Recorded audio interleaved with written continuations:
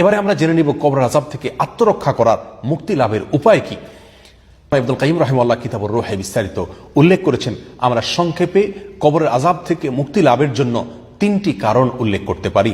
প্রথম কারণ হলো যেই কোনো গুনাহ থেকে বেঁচে থাকার জন্য আপ্রাণ চেষ্টা করা, আর বিশেষ করে যে সমস্ত অপরাধের শাস্তি হিসাবে কবরে আল্লাহ সুবহানাহু ওয়া তাআলা আযাবের মুখোমুখি করবেন বলে নবী সাল্লাল্লাহু আলাইহি সাল্লামের হাদিস থেকে আমরা জানতে পারি, সেগুলোকে সুনির্দিষ্টভাবে সেগুলোকে বর্জন করে চলা, সে সমস্ত গুনাহ থেকে বেঁচে থাকার চেষ্টা করা, যেমন চুগলখড়ি করা, কোরআনকে পরিত্যাগ করা, মিথ্যা কথা বলা, সুদের কারবার করা, জেনার সাথে জড়িত থাকা, পেশাবের ব্যাপারে অসাবধানতা অবলম্বন করা, এই সবগুলো থেকে বেঁচে থাকার জন্য চেষ্টা করা। এটা হলো কবরের আযাব থেকে মুক্তি লাভের অন্যতম এবং প্রধান উপায়, প্রথম উপায়। দ্বিতীয় উপায় হলো নবী সাল্লাল্লাহু আলাইহি সাল্লাম যে দোয়াটি কবরের আযাব থেকে মুক্তি লাভের জন্য সবসময় পাঠ করতেন, আল্লাহুম্মা ইন্নী আউযু বিকা মিন আযাবিল কবর, আল্লাহ কবরের আযাব থেকে আমি আপনার কাছে আশ্রয় চাই, আপনার কাছে পানাহ চাই, আপনার কাছে মুক্তি চাই। এই দোয়াটি আসুন আমাদের জীবনের অংশ করে নেই। সকাল সন্ধ্যায় নবী সাল্লাল্লাহু আলাইহি সাল্লাম ফজরের পরে, মাগরিবের পরে দীর্ঘ দোয়া করতেন, যে দোয়ার ভিতরে এই অংশ রয়েছে, আল্লাহুম্মা ইন্নী আউযু বিকা মিন আযাবিল কবর, তিন বার করে ফজরের পরে, মাগরিবের পরে, সকালে সন্ধ্যায় এই দোয়া পাঠ করা। এর বাইরে প্রত্যেক সালাতে সালাম ফেরানোর পূর্ব মুহূর্তে আমরা দোয়া মাসুরা যে জায়গায় পড়ি, আত্তাহিয়াতু এবং দুরুদ পড়ার পরে সেই জায়গায় দোয়া মাসুরার পাশাপাশি এই দোয়াও নবী সাল্লাল্লাহু আলাইহি সাল্লাম করতেন, আল্লাহুম্মা ইন্নী আউযু বিকা মিন আযাবিল কবর। এখানেও আমরা এই দোয়া করতে পারি। আর এর বাইরেও সকাল সন্ধ্যায় যখন সুযোগ হয় আল্লাহর কাছে কবরের আযাবের কথা স্মরণ করে এরকম ভাবে আমরা আল্লাহর কাছে আশ্রয় চাইতে পারি। এটি হলো দ্বিতীয় আমল কবরের আযাব থেকে মুক্তি লাভের জন্য, আল্লাহর কাছে কবরের আযাব থেকে আশ্রয় লাভের দোয়া পাঠ করা, আল্লাহুম্মা ইন্নী আউযু বিকা মিন আযাবিল কবর।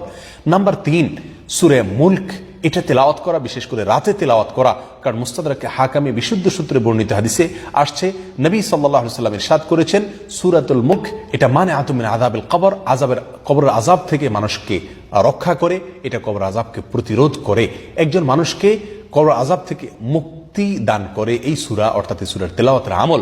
অতএব সূরা মুলক হাদিসে রাতে পড়ার কথা বলা হয়েছে। যে কোনো অংশে রাতের শোয়ার আগে যে কোনো সময় আপনি সূরা মুলক পড়ার অভ্যাস করে নেন। দেখে যদি আপনি পাঠ করেন 3 থেকে 4 মিনিট বা বড় জোর 5 মিনিট সময় যাবে। আর যদি তেলাওয়াত করতে আপনি না পারেন, তাহলে সেক্ষেত্রে আপনি মোবাইল ফোনে এরকমভাবে এই সূরাটাকে চালিয়ে আপনি শুনুন, এবং শুনতে 2 থেকে 3 মিনিট সময় লাগবে পুরা সূরা। নিয়মিত যদি সারা জীবন সূরা মুলক রাতের বেলায় তেলাওয়াত করা অথবা শোনার অভ্যাস করে নেই, তাহলে এটাও আমাকে কবর আযাব থেকে মুক্তি লাভে সহায়তা করবে ইনশাআল্লাহ বিইذنিল্লাহ। আল্লামা ইবনুল কাইয়িম রাহিমাহুল্লাহ কবর আযাব থেকে মুক্তি লাভের জন্য আরেকটি উপায় বর্ণনা করেছেন স্পেশালি, সেটা হলো প্রতিদিন তিনি পরামর্শ দিয়েছেন শোবার আগে 1 মিনিটের জন্য হলেও অন্তত আমরা যেন কল্পনা করি, ধ্যান করি, হিসাব নিকাশ করি যে আমার সারাদিনের যে কর্ম আজকে ছিল, এই কর্মের ফলে আমি কি কবরে শান্তির মুখোমুখি হব নাকি শাস্তির মুখোমুখি হব, পুরস্কারের মুখোমুখি হব নাকি তিরস্কারের মুখোমুখি হব। শুধুমাত্র 1 মিনিটের জন্য যদি আমি সবার আগে প্রতিদিন চিন্তা করি, তাহলে ইনশাআল্লাহ আমার জীবনের পরিবর্তনের জন্য এই 1 মিনিটের চিন্তা অনেকখানি প্রভাব ফেলবে, অনেকখানি যথেষ্ট হবে ইনশাআল্লাহ বিইذنিল্লাহ। আসুন কবর আযাব থেকে মুক্তি লাভের জন্য এই আমলগুলোকে নিয়মিত করার চেষ্টা করি, আমরা সবসময় করার চেষ্টা করি, সমস্ত বদামল থেকে, এবং সুনির্দিষ্টভাবে কবরের আযাব হয় যে সমস্ত বদামলের কারণে সেগুলো থেকে বেঁচে থাকার চেষ্টা করি। নবী সাল্লাল্লাহু আলাইহি সাল্লাম যে দোয়া পাঠ করেছেন, আল্লাহুম্মা ইন্নী আউযু বিকা মিন আযাবিল কবর, এই দোয়া সকালে সন্ধ্যায় সালাতের শেষ মুহূর্তে এবং সারা দিনে যখন সুযোগ হয় বেশি বেশি করে পাঠ করি।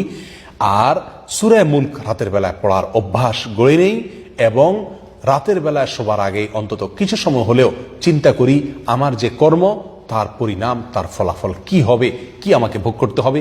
কবর এটা আখিরাতের জগতের প্রথম ধাপ বলা যেতে পারে। যে ব্যক্তি এখানে ধরা খেয়ে যাবে, তার পরবর্তী প্রত্যেকটা ঘাটিতেই সে ধরা খেয়ে যাওয়ার সম্ভাবনা বেশি প্রকট। আর যে ব্যক্তি এখান থেকে মুক্তি পাবে, তার পরবর্তী প্রতিটি ধাপে মুক্তি লাভ করারই সম্ভাবনা প্রবল এবং প্রকট। আল্লাহ সুবহানাহু ওয়া তাআলা আমাদের সকলকে কবর আযাব থেকে মুক্তি নসিব করুন, আমাদেরকে রক্ষা করুন। কবর আযাব থেকে মুক্তি লাভের জন্য যে সমস্ত আমলের প্রয়োজন, সে আমলগুলো করবার তৌফিক দান করুন। আসসালামু আলাইকুম ওয়া রাহমাতুল্লাহি ওয়া বারাকাতুহু।